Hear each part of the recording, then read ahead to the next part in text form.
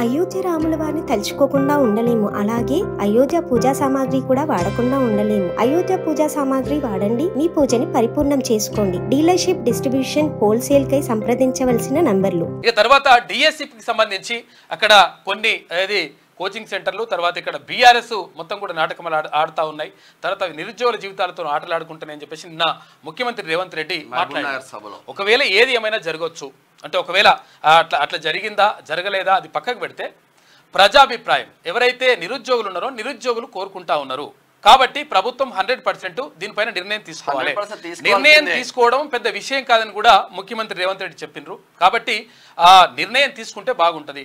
ఎందుకు కారణం ఏంటి అంటే, ఇప్పుడు గతంలో నూతన వ్యవసాయ చట్టాలను కేంద్ర ప్రభుత్వం తీసుకొచ్చిన తర్వాత ఎట్టి పరిస్థితుల్లో ఇవి రైతులకు మంచి చేస్తాయి కాబట్టి మేము ఈ చట్టాలను తీసుకొచ్చామని చెప్పేసి కేంద్ర ప్రభుత్వం పదే పదే చెప్పింది. ఒకవేళ నిజంగా అందులో మంచి జరిగిందా చెడు జరిగిందో పక్కకు పెడితే, ప్రజలందరూ కూడా ఆ నూతన వ్యవసాయ చట్టాలకు వ్యతిరేకంగా అక్కడ దేశవ్యాప్తంగా, తర్వాత అక్కడ ప్రధానంగా పంజాబ్ వాళ్ళు ఢిల్లీలో, పంజాబ్ హర్యానా వాళ్ళు ఢిల్లీలో భారీ ఎత్తున ఆందోళన చేపట్టినరు సంవత్సరాల తరబడి. అయితే ఈ నేపథ్యంలో కేంద్ర ప్రభుత్వం దిగొచ్చింది. మేము ప్రజాభిప్రాయానికి అంటే కట్టుబడి ఉన్నాం, కాకపోతే ఏంటంటే మేము మంచి చేయాలనుకున్నా కానీ మీరు ఇట్లా ఆందోళన చేస్తున్నారు కాబట్టి మేము 100% ఆ నూతన వ్యవసాయ చట్టాలను వెనుకకు తీసుకుంటామని చెప్పేసి చెప్పింది. కాబట్టి ఇప్పుడు నిజంగా ఒకవేళ బీఆర్ఎస్ ఆడుతున్న నాటకమే అయి ఉండొచ్చు. నేను ఏమంటున్నానంటే, ఏదైనా కావచ్చు, కానీ ఏమంటున్నామంటే అసలు యాక్చువల్గా వాళ్ళకు అవకాశం ఇవ్వాల్సిన అవసరం లేదు. ఎందుకంటే వాళ్ళకి అసలు యాక్చువల్గా ఏది పట్టుకోవాలని అర్థమైతలేదు. ఏది పట్టుకోవాలంటే ఏ అంశం తీసుకోవాలని అర్థం కావట్లేదు వాళ్ళకు, ఏ అంశం తీసుకోవాలని అర్థమైతలేదు. ఇక అర్థమైతలేదు కాబట్టి ఇక ఏదో ఒకటి దొరికిందని చెప్పేసి దీన్ని తీసుకొని బాగా పెద్ద ఎత్తున చేస్తూ ఉన్నారు. దీనివల్ల ప్రభుత్వానికి తర్వాత చెడ్డ పేరు అంటే తెచ్చేటువంటి ప్రయత్నం చేస్తూ ఉన్నారు. దానికి అవకాశం ఇవ్వకండి అని చెప్పేసి రిక్వెస్ట్ చేస్తూ ఉన్నారు నిరుద్యోగులు. కాబట్టి దయచేసి ఇప్పటికైనా సరే 18 తారీఖు అంటున్నారు కాబట్టి ఇప్పటికైనా ఇంకా 8 రోజులు ఉన్నది. ఈ 8 రోజులు ఏం అవసరం లేదు. 100% ఆ డిఎస్సిని వాయిదా వేయండి. తర్వాత ఇక్కడ గ్రూప్ 2కు సంబంధించి కూడా దాన్ని కూడా వాయిదాకు సంబంధించి ఆలోచించండి. ఎందుకంటే ఒకవేళ నిజంగా ప్రభుత్వానికి ఇంకా బర్డెన్ తగ్గుతుంది అంటే, నిరుద్యోగులే కోరుతున్నారు. అక్కడ ఏమంటున్నారంటే వాళ్ళ కోరిక మేరకే మీరు చేయండి. నిరుద్యోగులు కావాల్సినంత నష్టపోయినరు, దాంట్లో ఏం సందేహం ఏం లేదు. గత ప్రభుత్వం చేసినటువంటి పాపం అది.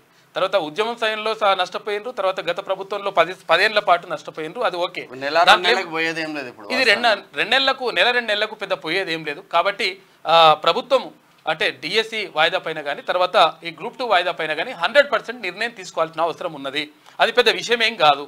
కాబట్టి నిర్ణయం తీసుకుంటారని చెప్పేసి భావిస్తూ ఉన్నారు. నిరుద్యోగులందరూ దానికోసం ఎదురు చూస్తూ ఉన్నారు. ఎందుకంటే వాళ్ళు బాధపడుతున్నారు. అంటే మాకు రాక నోటిఫికేషన్ వస్తే ఈ నోటిఫికేషన్ జర్ర ఆగమంటే ఆగుతలేరు, ఇప్పుడు ఏంది అని చెప్పేసి అంటా ఉన్నారు. ఒకవేళ నిజంగా పస్తులుండో లేకపోతే ఆ పూటకు తినకుంటున్నో నిజంగా కూడా నిరుద్యోగులు కష్టపడతా ఉన్నారు. కాకపోతే ఏంటంటే ఇంకో 3 నెలలు కూడా, ఇంకో 2 నెలల్లో 3 నెలల్లో వాళ్ళు కష్టపడతారు. మీరు దయచేసి ఈ విషయం పైన 100% ప్రభుత్వం సానుకూల నిర్ణయం తీసుకోవాలి. దాన్ని వాయిదా వేయాల్సిన అవసరం కూడా ఉన్నది. మీరు అధికారులతో మాట్లాడండి. ఎందుకంటే ఎవరైనా మీకు ఒకవేళ ఫీడ్బ్యాక్ ఏమన్నా తప్పుగా ఇస్తే మాత్రం అది ప్రభుత్వానికి నష్టం జరుగుతుంది.